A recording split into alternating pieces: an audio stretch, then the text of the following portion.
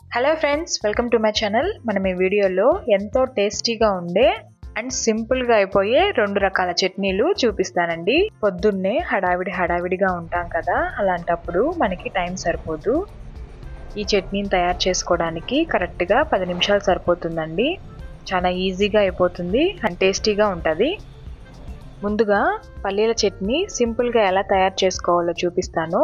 అందుకు కావాల్సిన పదార్థాలు: 1/2 కప్పు పల్లీలు, 1/2 కప్పు పచ్చి కొబ్బరి, కొద్దిగా కరివేపాకు, 3 టేబుల్ స్పూన్స్ నువ్వులు, పచ్చిమిర్చి, వెల్లుల్లిపాయలు, చిన్న ముక్క చింతపండు. తర్వాత ఒక మిక్సీ జార్ తీసుకొని పల్లీలు వేసుకుంటున్నాను, పచ్చి కొబ్బరి కూడా వేసుకుంటున్నాను. అందులోనే కరివేపాకు, నువ్వులు, పచ్చిమిర్చి, వెల్లుల్లిపాయలు, చింతపండు, రుచికి సరిపడా సాల్ట్ వేసుకొని మెత్తగా గ్రైండ్ చేసుకోవాలి.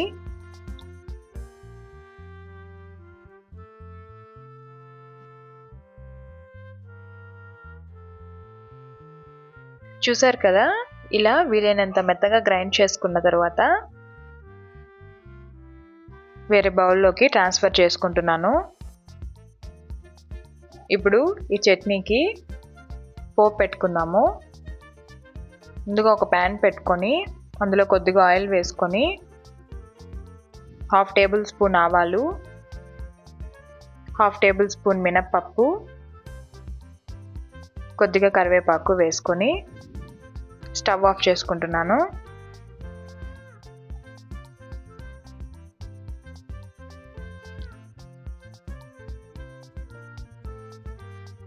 అంతే అండి, పల్లీల చట్నీ రెడీ అయిపోయింది. చాలా సింపుల్గా అయిపోతుంది అండ్ టేస్టీగా కూడా ఉంటుంది. మీరు కూడా తప్పకుండా ట్రై చేయండి. ఎలా వచ్చిందో నాకు కామెంట్ చేయండి. ఇప్పుడు టమాటా చట్నీ ఎలా తయారు చేసుకోవాలో చూపిస్తాను. ఇది కూడా చాలా సింపుల్గా తయారు చేసుకోవచ్చండి.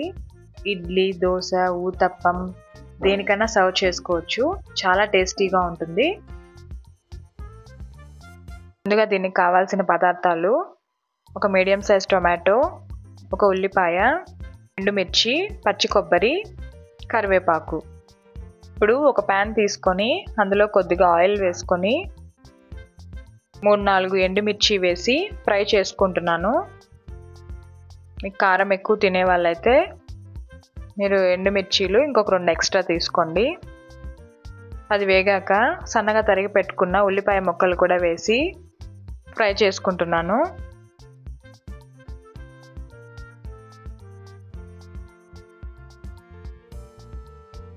తర్వాత సన్నగా తరిగి పెట్టుకున్న టమాటా ముక్కలను కూడా యాడ్ చేసి బాగా ఫ్రై చేసుకోవాలి.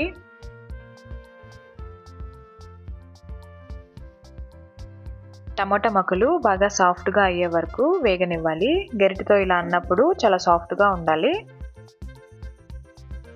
టమాటా ముక్కలు బాగా వేగిపోయాయి. ఇప్పుడు అందులో కరివేపాకును యాడ్ చేసుకుంటున్నాను. రుచికి సరిపడా సాల్ట్ కూడా యాడ్ చేసుకొని ఒకసారి బాగా కలుపుకోవాలి.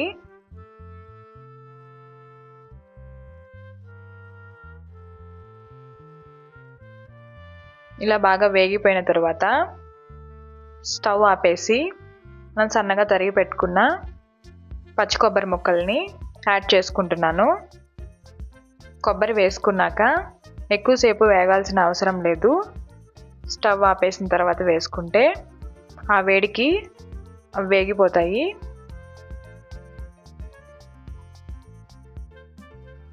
ఇప్పుడు వీటిని చల్లారనివ్వండి.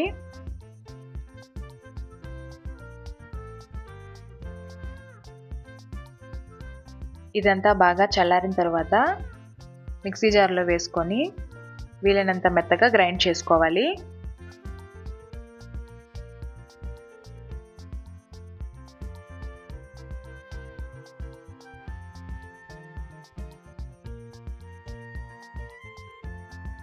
అంతే అండి, ఎంతో టేస్టీగా ఉండే టమాటా చట్నీ రెడీ అయిపోయింది. దీనికి పోపు కూడా పెట్టాల్సిన అవసరం లేదు. ఇలాగే సర్వ్ చేసుకుంటే చాలా టేస్టీగా ఉంటుంది. మీరు కూడా తప్పకుండా ఒకసారి ట్రై చేయండి. ఎలా వచ్చాయో నాకు కామెంట్ చేయండి. అండ్ నా ఛానల్ని లైక్ చేసి సబ్స్క్రైబ్ చేసుకోండి. పక్కనున్న బెల్ ఐకాన్ని ప్రెస్ చేయండి. నేను పెట్టే ప్రతి వీడియో మీకు నోటిఫికేషన్ వస్తుంది. And thanks for watching.